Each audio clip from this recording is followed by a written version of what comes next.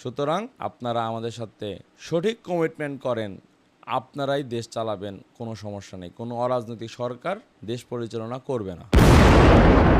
সবাই কেমন আছেন?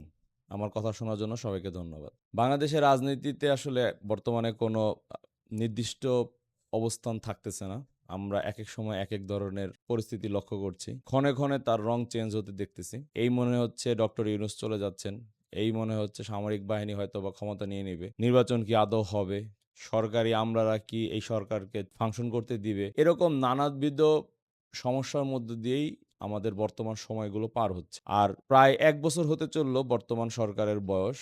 জুলাইয়ের আগস্টের বিপ্লবের পরে এই সরকার ক্ষমতা নেওয়ার পরবর্তীতে প্রায় ১০ মাস অতিক্রান্ত হচ্ছে। তো আমাদেরকে আসলে নানা রকম হিসাব নিকাশ করতে হবে। আমাদের যে আকাঙ্খা বা আমাদের যে স্বপ্নগুলো ছিল এই সরকারকে ঘিরে। যেহেতু এটা একটি অরাজনৈতিক সরকার এবং অস্থায়ী সরকার, অবশ্যই একটি নির্বাচনের মাধ্যমে রাজনৈতিক সরকারের কাছে ক্ষমতা হস্তান্তর করেই সে চলে যাবে। কিন্তু এই চলে যাওয়ার আগে সে আমাদের আকাঙ্ক্ষা অনুযায়ী পরিবর্তনগুলো করে যেতে পারল কিনা, এইটা কিন্তু আমাদের হিসাবে আনতেই হবে। না হলে আগস্ট, জুলাই মাসের যে বিপ্লব বা এর আগের যে দীর্ঘদিন বাংলাদেশের মানুষের যে রাজনৈতিক স্বপ্ন ছিল, পুরো জিনিসটাই আবারও ম্যাচ আপ হবে। বাংলাদেশের রাজনীতিতে নানা পক্ষগুলো সক্রিয় থাকে। এখানে যেরকম বৈধ রাজনৈতিক পক্ষগুলো সক্রিয় থাকে, সাথে, সাথে কিছু ডিপ স্টেটের যে পক্ষ আছে বা ডিপ স্টেটের সাথে কানেক্টেড যে পেরিফেরিয়াল শক্তিগুলো আছে, সেই শক্তিগুলোও বাংলাদেশের রাজনৈতিক পক্ষ হিসেবে কাজ করতে থাকে। যেমন সরকারি আমলা, সামরিক কর্মকর্তা,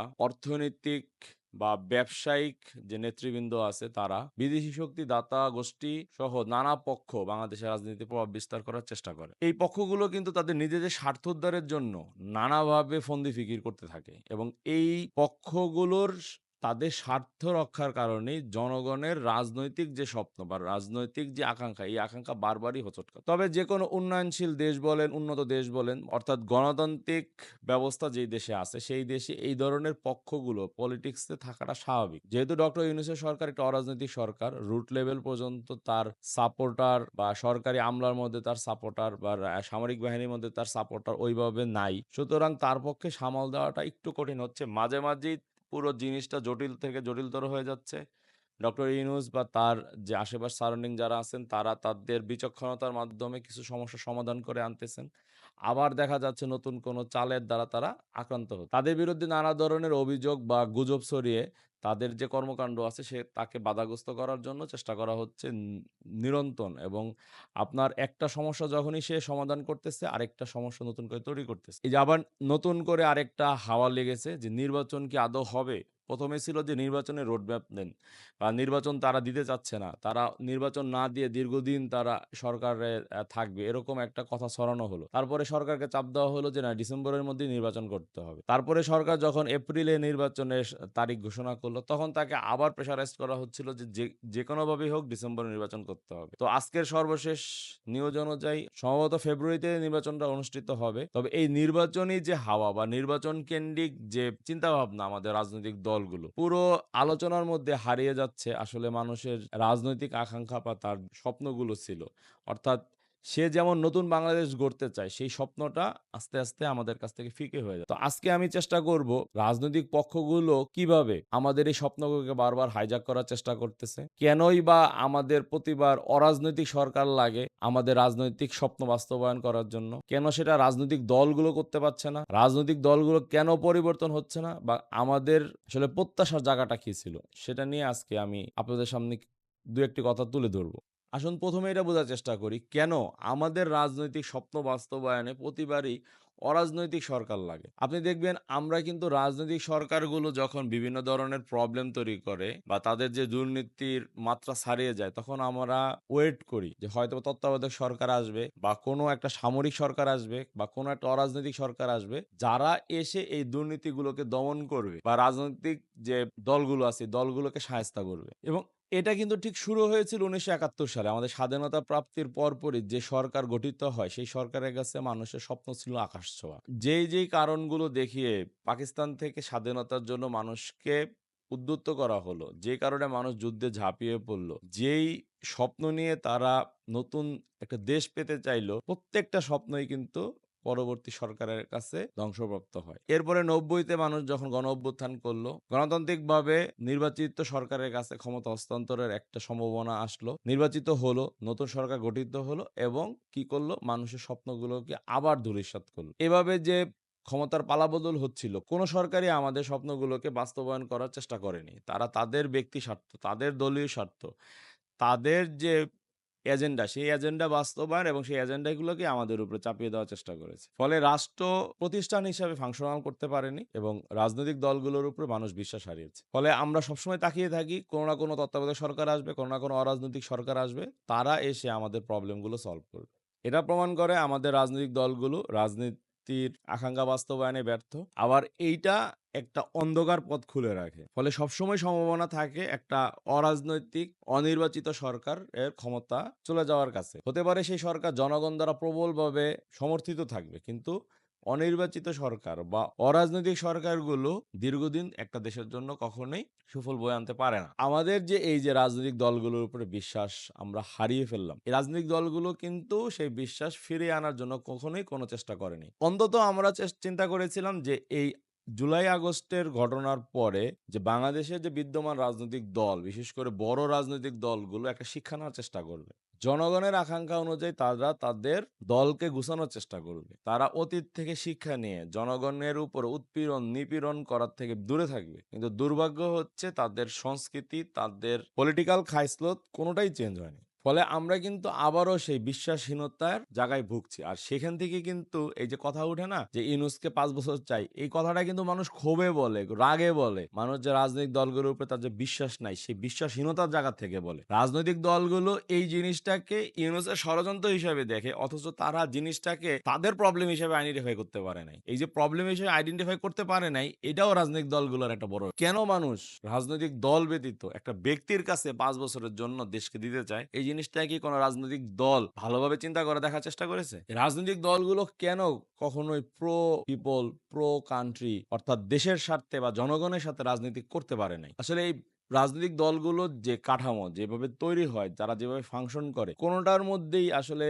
তাদের কোনো লম্বা ভিশন নাই। তাদের মধ্যে মানুষকে উদ্বুদ্ধ করার মতো কোনো আদর্শ তাদের কাছে নাই, কোনো ন্যারেটিভ তাদের কাছে নাই। এবং এমনকি উল্টো তারা কি করে, রাষ্ট্রের মধ্যে উল্টো তারা তাদের স্বার্থ হাসিলের জন্য আমলাতন্ত্র, সামরিক কর্মকর্তা, সিভিল সোসাইটিকে তাদের স্বার্থে পরিচালিত করে। আমরা উন্নত রাষ্ট্রেও এই সমস্যাগুলো দেখি যে রাজনৈতিক দলগুলো তাদের স্বার্থ হাসিলের চেষ্টা করে, কিন্তু তারা জনগণকে একটা স্ট্যান্ডার্ড লাইফ লিড করার মতো সুযোগ অন্তত করে দেয়। ফলে সারফেস লেভেলে কোনো প্রবলেম থাকে না, ড্রেনের পানিতে পড়ে কেউ মারা যায় না, ময়লা আবর্জনার ডিবি গড়ে ওঠে না, অবৈধ অস্ত্র হয়তো বা ঘরে ঘরে পাওয়া যায় না, বা রিক্সার স্ট্যান্ডে, টেম্পোর স্ট্যান্ডে, বাসের স্ট্যান্ডে কেউ চাঁদাবাজি করে না। এই জায়গাগুলো থেকে যদি মানুষকে মুক্তি দেওয়ার পরে যখন আপনি অনেক ডেপথ কাজ করার সময় আপনার স্বার্থকে কিছুটা কাজে লাগাবেন, ওইটার খবর হয়তো বা জনগণ নিবেই না। কিন্তু আমাদের দুর্ভাগ্য, আমরা সারফেস লেভেলের যে নিরাপত্তা, যে শান্তি, সেটাও আমরা পাই না। দলগুলোর মধ্যে নামের পার্থক্য আছে, কেউ কেউ তার কিছু আদর্শের পার্থক্য রাখে, কিন্তু দেখা যাচ্ছে দিন শেষে যে দলগুলো যেভাবে ফাংশন করে, দলের কর্মীরা যেভাবে পরিচালিত হয়, দলের অর্থ যেভাবে কালেকশন করা হয়, সবকিছুই আসলে একই স্টাইলে থাকে। এই একই স্টাইলে থাকার কারণে এ থেকে বি, বি থেকে সি হওয়ার পরেও আসলে আমাদের ভাগ্যের কোনো পরিবর্তন হয় না। এখন আমাদের খুঁজতে হবে ডক্টর ইউনূসের সরকার কেন ব্যর্থ হচ্ছে? আমি তাকে ব্যর্থই বলবো আসলে। কারণ তিনি যতখানি সফল হতে পারতেন, সেই তুলনায় তিনি সফল হতে পারলেন না। এটা অনেকটা ব্যর্থতা। তার অনেক সফলতা আছে, অনেক ভালো কাজ আছে। তার সফলতা ব্যর্থতা নিয়ে হয়তোবা আরেকদিন বিস্তারিত আলাপ করা যাবে। তবে মোটা দাগে তিনি আসলে ব্যর্থ।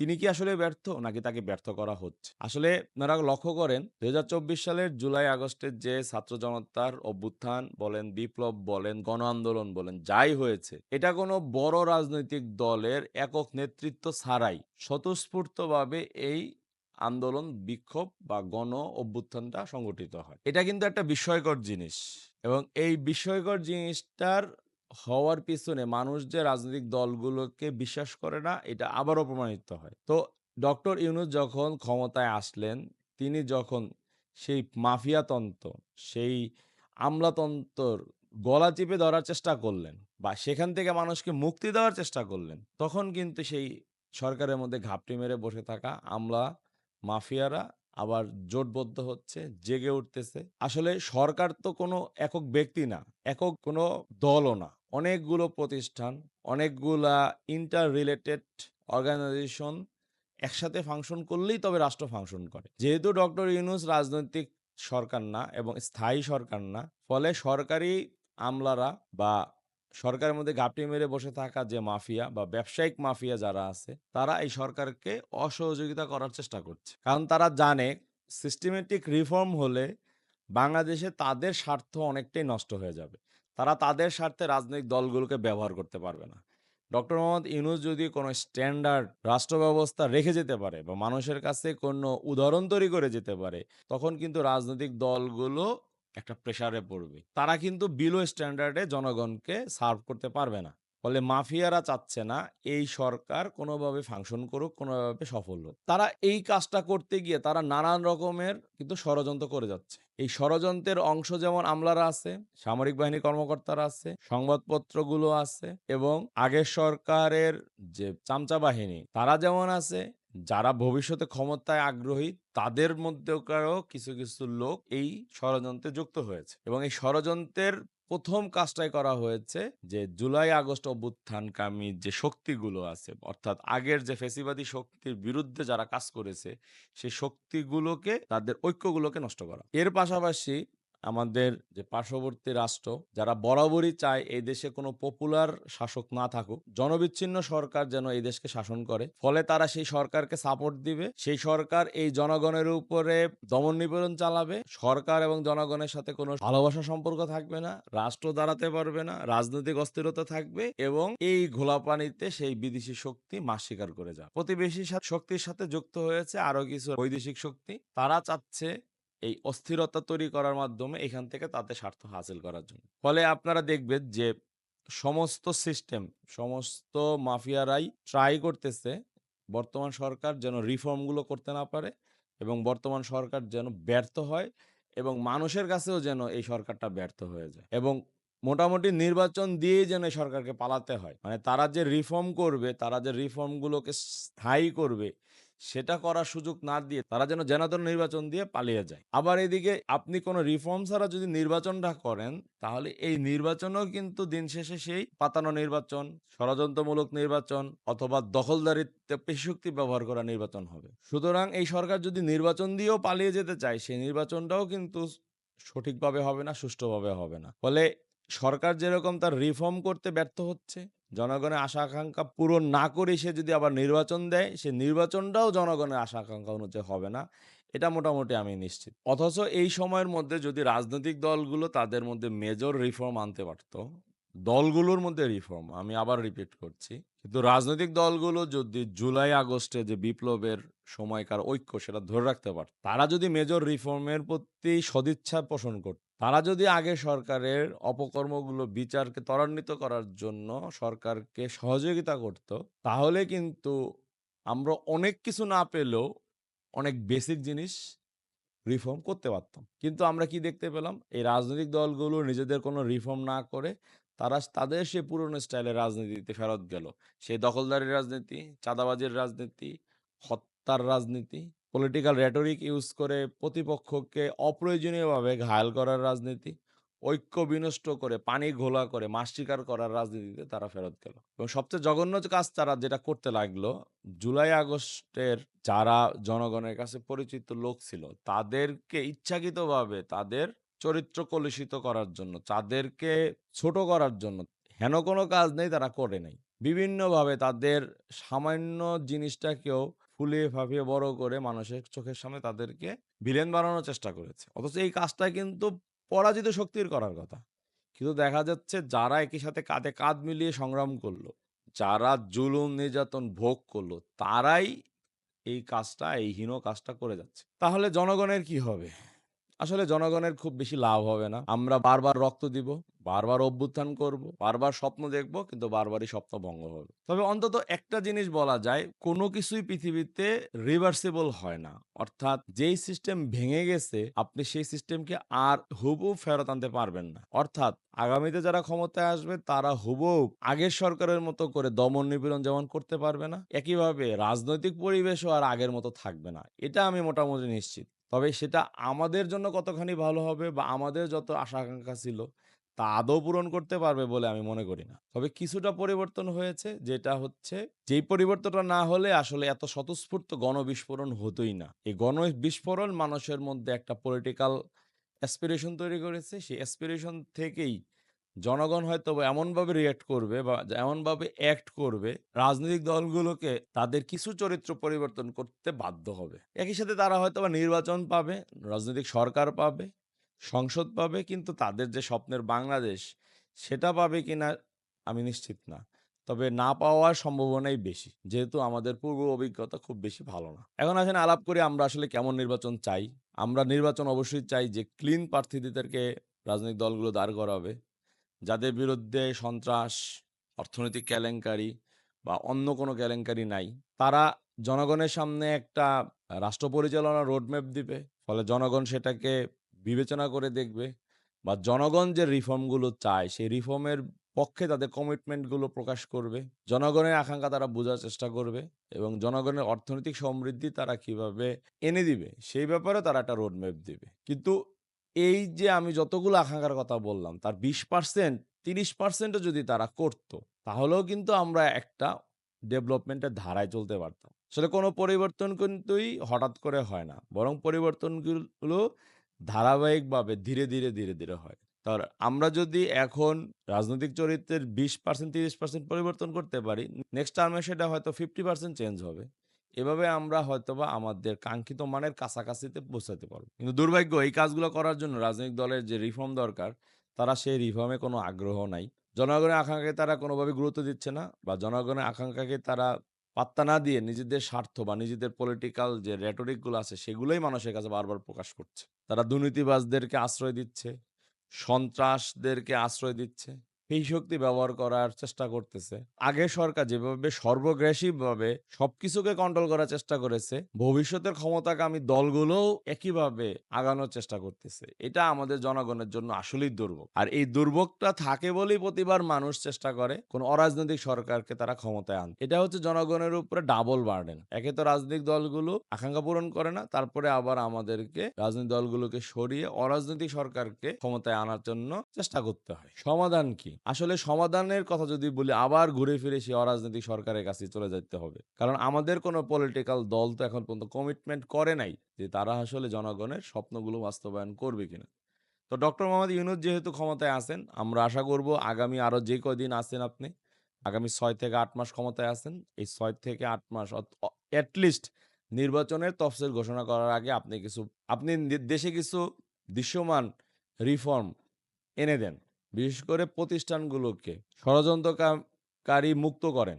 যারা আগের সরকারের সময় সুবিধাভোগী এবং ঘাপটি মেরে আছে আপনার সরকারকে ব্যর্থ করে দেওয়ার জন্য, প্রতিবিপ্লব করার জন্য, সেই লোকগুলোকে সরিয়ে সরকারি প্রতিষ্ঠানগুলোকে ক্লিন করেন, সরকারি প্রতিষ্ঠানগুলোকে সচল করেন। দুর্নীতির বিরুদ্ধে একটা মেসিভ অভিযান পরিচালনা করেন। দল মত নির্বিশেষে একটা মেসিভ অভিযান পরিচালনা করেন। দৃশ্যমান একটা পুলিশি অ্যাকশন পরিচালনা করেন। ফলে যেন যারা সন্ত্রাসী কার্যক্রম করতেছে তারা ভয় পায়। সামাজিক যে নিরাপত্তা, সেই সামাজিক নিরাপত্তাটাকে ফেরত আনেন। অর্থনীতিকে ঘুরে দাঁড়ানোর জন্য বাজেটটাকে সংস্কার করে একটা জনবান্ধব বাজেট তৈরি করে আমাদেরকে যে অর্থনৈতিক জাতাকল থেকে কিছুটা মুক্তি দেওয়ার চেষ্টা করেন। আপনি যদি প্রতিষ্ঠানগুলোকে রিফর্ম করতে পারেন, আপনি যদি দুর্নীতির বিরুদ্ধে অ্যাকশন নিতে পারেন এবং একটা বড় ধরনের পুলিশি অ্যাকশনে যেতে পারেন, এরপরে আপনি যদি একটি নির্বাচন দেন, নির্বাচনটা আমরা আশা করতে পারি কিছুটা দখলমুক্ত, পেশিশক্তিমুক্ত এবং ফেয়ার ইলেকশন হবে। আর এই ফেয়ার ইলেকশনের মাধ্যমে যে দল ক্ষমতায় আসবে, তাদের আসলে আগের সরকারের মতো সর্বগ্রাসী ফ্যাসিবাদ হয়ে ওঠার সম্ভাবনা কমে যাবে। ফলে আপনার নির্বাচন ফেব্রুয়ারিতে হোক, এপ্রিলে হোক, নির্বাচন যেন সুষ্ঠু হয় সেই স্বার্থেই আপনাকে এই কাজগুলো করতে হবে, এটাই আমাদের আকাঙ্ক্ষা। রাজনৈতিক দলগুলোর কাছে আমাদের চাহিদা কিন্তু খুবই সিম্পল। আমি আমার অনেক ভিডিওতে এটা বলার চেষ্টা করছি। জনগণ হিসাবে রাজনৈতিক দলের কাছে বা সরকারের কাছে আমাদের চাহিদাগুলো খুবই সামান্য। আমরা চাই আমাদের উপরে কোনো জুলুম অত্যাচার হবে না। যদি হয় তাহলে আমরা তার বিচার পাবো। সামাজিকভাবে, ব্যক্তিগতভাবে আমি নিরাপদে বাস করব। আমার সহায় সম্পত্তি নিরাপদ থাকবে, আমার অর্থনৈতিক সমৃদ্ধি অর্জন হবে। আমি স্বাধীনভাবে দেশে বাস করতে পারবো। কেউ আমাকে রাতের অন্ধকারে তুলে নিয়ে যাবে না। কেউ আমার কথা বলার জন্য আমার গলা চেপে ধরবে না। আমি আমার সন্তানাদি নিয়ে, আমি আমার পরিবার নিয়ে, আমি আমার জ্ঞাতি-গোষ্ঠী নিয়ে শান্তিতে এই দেশে বাস করতে পারবো। আমার সন্তান বা আমি নিজে ভালো পড়াশোনার সুযোগ পাবো, চিকিৎসা সেবাটুক পাবো। এই তো আমাদের চাহিদা। এই চাহিদাগুলো কিন্তু আপনারা পূরণ করার চেষ্টা করতে পারেন। তাহলে কিন্তু আর প্রতিবার আমাদের ওই অরাজনৈতিক সরকারের কাছে সুখ খোঁজার দরকার হয় না। আমরা আপনাদেরকে নিয়ে চলবো, রাজনৈতিক সরকার নিয়েই চলবো। নির্দিষ্ট সময় পর, পর আমরা আপনাদেরকে ভোট দিব, আপনাদেরকে যাচাই-বাছাই করব। আপনাদের মধ্যে যারা ভালোভাবে রাষ্ট্র পরিচালনা করবেন, তাদেরকে আমরা ক্ষমতায় আনার চেষ্টা করব। সুতরাং অপ্রয়োজনীয়ভাবে কোনো ষড়যন্ত্রের ভয় না পেয়ে নির্বাচন হবে কি হবে না, এই ধরনের দ্বিধাহীনতার মধ্যে না ভুগে আপনারা জনগণের সামনে আপনাদের রোডম্যাপটা ক্লিয়ার করেন। আপনারা কিভাবে রাষ্ট্র পরিচালনা করবেন। জনগণের যেই সামান্য চাহিদাগুলো আছে, সেই সামান্য চাহিদাগুলো কিভাবে পূরণ করবেন তার একটা রোডম্যাপ দেন। ষড়যন্ত্র রুখে দেওয়ার জন্য জনগণই যথেষ্ট। ডক্টর ইউনূস কেন, অন্য কেউ বাংলাদেশ নিয়ে ষড়যন্ত্র করতে পারবে না। আপনারা কমিটমেন্ট করেন, আমরা আপনার পাশে থাকি। কিন্তু শুধু যদি নির্বাচন করেন, আপনার ক্ষমতার জন্যই যদি শুধু নির্বাচন চান, তাহলে জনগণ কিন্তু জিনিসটার মধ্যেই একটা ষড়যন্ত্র দেখবে। আর জনগণকে বোকা ভাববেন না। অন্তত জুলাই আগস্টের ঘটনাটাকে মনে রাখবেন। এটা এমন সামান্য ঘটনা না যে মানুষ রাস্তায় বের হয়ে এসেছে কোনো কারণ ছাড়াই, বরং মানুষ দীর্ঘদিন এই জিনিসগুলো নিয়ে চিন্তা করেছে, কিন্তু তারা রাস্তায় বের হয়ে আসার মতো হিম্মত বা সুযোগ পায় নাই।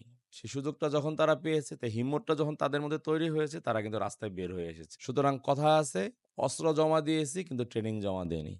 যে হিম্মত তৈরি হয়েছে, সেই হিম্মত কিন্তু আমাদের বুকের মধ্যে এখনো জ্বলছে। সুতরাং আপনারা আমাদের সাথে সঠিক কমিটমেন্ট করেন, আপনারাই দেশ চালাবেন, কোনো সমস্যা নেই। কোনো অরাজনৈতিক সরকার দেশ পরিচালনা করবে না। আর আমাদের বিপ্লব, ইনকিলাব চলতেই থাকবে। ইনকিলাব জিন্দাবাদ, বাংলাদেশ জিন্দাবাদ। আল্লাহ হাফেজ।